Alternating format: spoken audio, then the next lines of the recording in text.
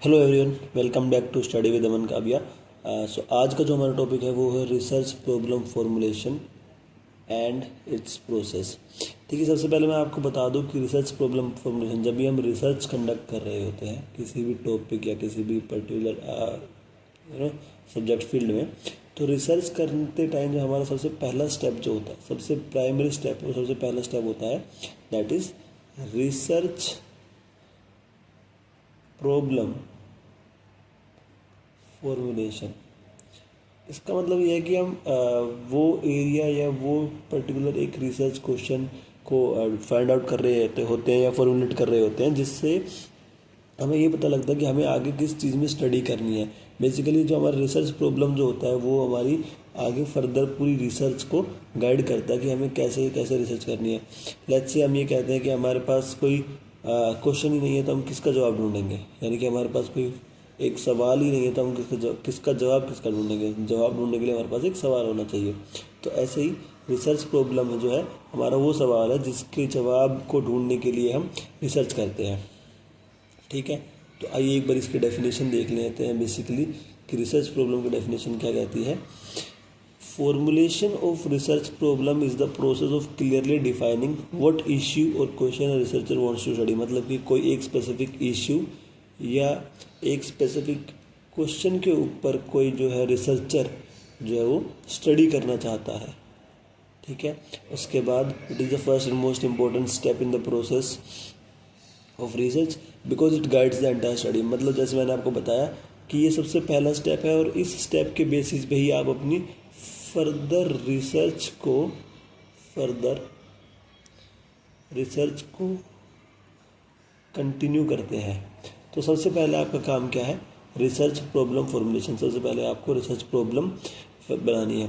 देखिए research problem formulation में basically क्या क्या आता है। It involves identifying a problem, understanding its context and expressing it in a clear, precise and researchable form. यानी कि जो रिसर्च प्रॉब्लम होगी वो आपकी एकदम क्लियर होनी चाहिए, प्रिसाइज यानी कि एकदम स्पेसिफिक टू द पॉइंट होनी चाहिए, और रिसर्चेबल यानी कि वो रिसर्चेबल भी होनी चाहिए और उसकी फिजिबिलिटी भी होनी चाहिए। ठीक है, तो आइए एक बार हम इसका स्टेप्स देख लेते हैं। रिसर्च प्रॉब्लम फॉर्मुलेशन में कौन कौन से स्टेप्स आते हैं। इसका सबसे पहला स्टेप है identify a broad area of interest, यानी कि choose a general topic. Second इसका जो हमारा स्टेप है वो है कंडक्ट प्रिलिमिनरी रिसर्च, यानी कि जो ऑलरेडी एग्जिस्टिंग हमारे पास लिटरेचर है, जो भी रिसर्च पेपर या जो भी बुक चैप्टर्स या जो भी आर्टिकल्स हमारे पास पब्लिश्ड है उनको पढ़ना। देन थर्ड स्टेप है हमारे पास नैरो डाउन द फोकस। जब एक बार हम अपना broad area of interest final कर लेते हैं और उसके बाद एक प्रिलिमिनरी रिसर्च कर लेते हैं तो हमें इतना आइडिया लग जाता है कि हमें उस ब्रॉड एरिया में से कौन सा कोई स्पेसिफिक टॉपिक है जो चूज़ करना है अपनी स्टडी के लिए। Then fourth step is identify problem statement. तो जो हमने पर्टिकुलर ब्रॉड एरिया में से हमने एक सपोज करो मैं कहता हूँ कि मुझे मैनेजमेंट में स्टडी करनी है, तो management is a very broad field. ठीक है, अब मैं कहता हूँ कि मैनेजमेंट में मुझे एक स्पेसिफिक टॉपिक चूज़ करना है, HR लेट्स से, या फिर कोई भी फील्ड आप कह सकते हो, फाइनेंस। वैसे तो ये खुद भी अपने आप में बहुत बड़ी फील्ड है, लेकिन हम एग्जाम्पल के तौर पे मान लेते हैं कि management is a broad area. उसके बाद हमने HR चूज़ कर लिया, या फिर हम HR में भी अगर हम स्पेसिफिक होना चाहते हैं तो हम कह सकते हैं कि HR में हम टैलेंट मैनेजमेंट को पढ़ना चाहते हैं। ठीक है, ये हमारा स्पेसिफिक हो गया।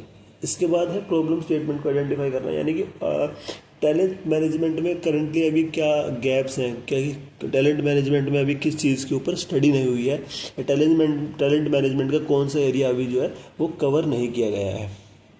ठीक है, उसके बाद आपका फिफ्थ स्टेप है फॉर्मुलेट रिसर्च क्वेश्चन, यानी कि create a question that will specify that what answers you are looking for, what type of solution for you are looking for, यानी कि किस चीज़ के लिए आप स्पेसिफिकली अपनी रिसर्च को कंडक्ट कर रहे हैं। ठीक है, इसके बाद आपका जो सिक्स्थ और लास्ट स्टेप है इसका कंसिडर द फिजिबिलिटी का मतलब इसमें लिखा है check time and resources, but अगर मैं आप बात करूँ अपने पर्सनल पॉइंट ऑफ व्यू से तो फिजिबिलिटी का मतलब जो मैं समझता हूँ या जो होता है वो है बेसिकली प्रैक्टिकलिटी, यानी किसी भी चीज़ का प्रैक्टिकलिटी देखना है, प्रैक्टिकलिटी कि वो चीज़ प्रैक्टिकली पॉसिबल है कि नहीं है। तो आइए एक बार फिर से इन स्टेप्स को थोड़ा सा रिवाइज करते हैं। पहला स्टेप क्या था? आइडेंटिफाई अ ब्रॉड एरिया, एक सेकेंड,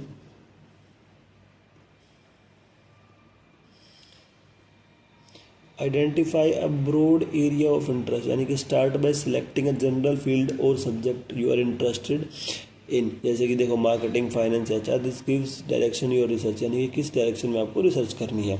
से example, I want to study how student use digital platforms, यानी कि एक ये बहुत ही वाइड टॉपिक हो जाएगा जब हम इसे बोलेंगे कि हम उन स्टूडेंट्स को पढ़ना चाहते हैं, बेसिकली जो जितने भी स्टूडेंट्स जो डिजिटल प्लेटफॉर्म्स को यूज़ करते हैं।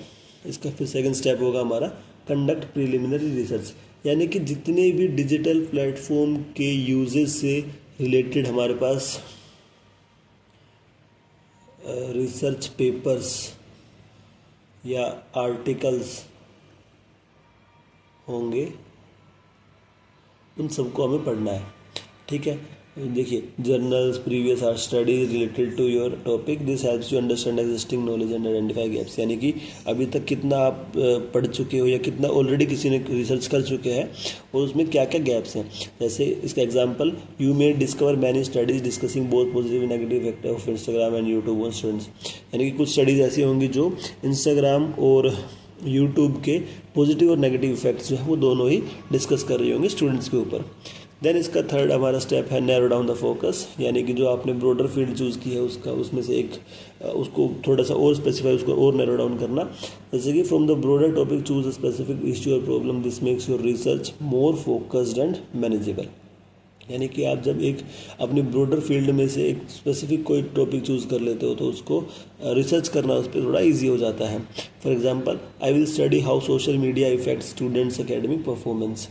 Then your fourth step is identify research problem statement, यानी कि clearly define the exact problem you want to study, it should state what issue exist and why it need investigating, यानी कि एक problem को define करना कि ये problem क्यों है बेसिकली और आप क्यों इसे पढ़ना चाहते हो और क्या इस प्रॉब्लम के सॉल्यूशंस हो सकते हैं या इस प्रॉब्लम को पढ़ने की ज़रूरत क्या है, ये चीज़ें देखना। यानी कि देखिए excessive use of social media में भी negatively affecting students study time and academic results, ये आप और मैं हम सब जानते हैं अच्छे से कि हम ज़्यादा अगर सोशल मीडिया यूज़ करते हैं तो वो हमारे स्टडी टाइम को कम करता है और एकेडमिक रिजल्ट्स को ऑब्वियसली घटाता है। ठीक है, देन इसके बाद हमारा जो नेक्स्ट स्टेप है फॉर्मुलेट रिसर्च क्वेश्चन, तो यानी इसमें है कि convert the problem into a clear specific question, this question will guide your entire research process.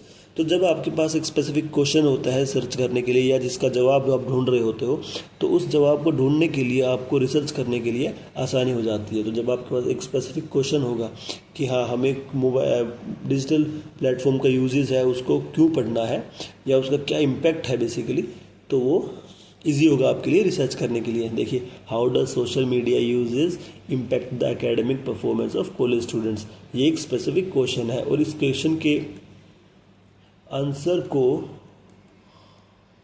Find out करने के लिए आप जो है वो अपनी रिसर्च को आगे कंटिन्यू करेंगे।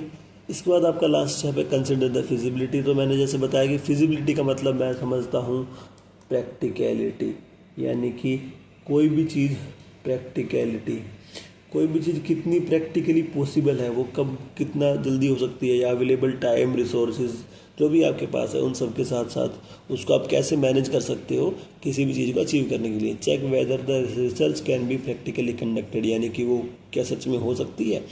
Consider the time, cost, availability of data and resources, ये सब आपको चीज़ें जो है कंसिडर करनी है। यानी कि ये चीज़ें आप जब देखते हैं और इन सब चीज़ों का आप जब अनुमान लगाते हैं कि ये आपके पास है या नहीं है, क्या इनके जितने आपके पास ये अवेलेबल हैं उनसे आप रिसर्च कर सकते हैं कि नहीं कर सकते हैं एक पर्टिकुलर टॉपिक पे, तो उसे कहते हैं फिजिबिलिटी चेक करना।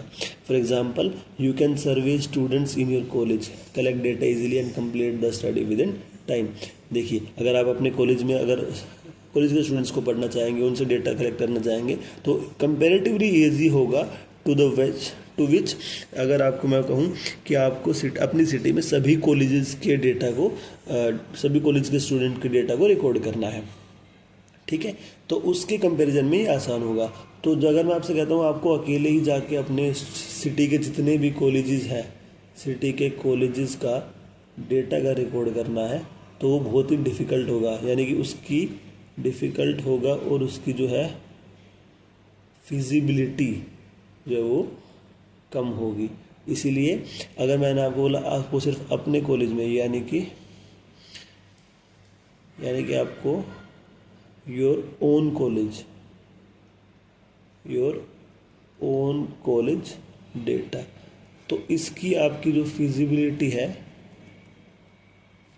जो है वो ज़्यादा होगी। तो सो आपका फाइनल आउटकम निकल के क्या आता है कि you move from a general idea technology use to a clear specific and research problem. जो हम ये सारे स्टेप्स में जो हम एग्जांपल करते आ रहे हैं, अगर आप इन एग्जांपल को एक सीक्वेंस में देखेंगे तो हमने स्टार्ट किया था डिजिटल प्लेटफॉर्म्स यानी कि टेक्नोलॉजी यूजेस से, और हमारे पास लास्ट में आते आते एक स्पेसिफिक क्वेश्चन आ गया है, यानी कि स्पेसिफिक क्वेश्चन आ गया है और उसका हमने फिजिबिलिटी भी चेक कर लिया कि हम उस क्वेश्चन को बेसिकली उस रिसर्च को कंडक्ट कर सकते हैं या नहीं कर सकते हैं।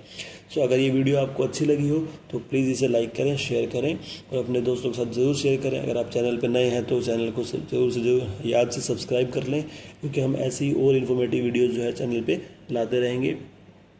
Thank you so much for being here and thank you so much for being such a good audience. Stay tuned for more informative videos. Thank you so much.